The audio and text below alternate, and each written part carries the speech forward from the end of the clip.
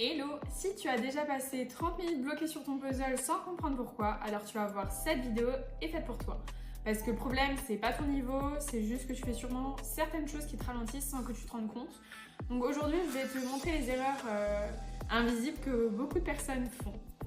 Erreur numéro 1, donc on commence avec un truc que tout le monde fait, mais ce qui n'est pas toujours une bonne idée, c'est vouloir absolument commencer par les bords. Alors oui, ça marche sur certains puzzles, mais sur d'autres, surtout quand les couleurs sont similaires ou que la découpe elle est complexe, tu peux perdre énormément de temps. Parfois, c'est beaucoup plus simple et efficace de commencer par une zone facile au centre, histoire de prendre de l'élan et de se focus sur des bords un peu plus tard.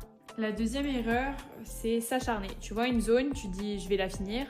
Et 20 minutes plus tard, tu n'as toujours pas avancé. Le problème, c'est que ton cerveau, il sature. Le meilleur réflexe, c'est de changer de zone régulièrement. Même si, je te l'accorde, ça peut être un peu frustrant vu que tu veux finir ce point.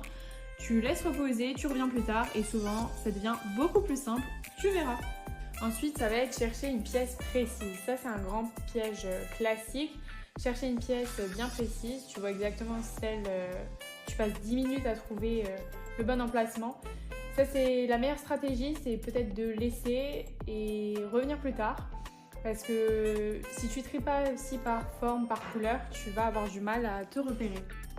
N'oublie pas aussi de regarder toujours la boîte comme modèle. Souvent, on la regarde au début et puis on l'oublie par la suite, alors qu'elle nous est très utile. Enfin, dernière erreur, vouloir aller trop vite. Au début, tout va vite, tu poses plein de pièces, t'es motivé, mais si tu prends pas le temps de bien organiser dès le départ, tu vas le payer plus tard.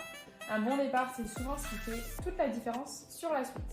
Donc au final, le problème quand tu bloques sur un puzzle, c'est rarement le puzzle, c'est souvent la manière dont tu l'abordes. Et justement, en changeant 2-3 habitudes, tu peux vraiment voir la différence, crois-moi. Dis-moi en commentaire c'est quoi l'erreur que tu fais le plus souvent, et si tu veux d'autres conseils pour progresser, pense à t'abonner. Bye bye!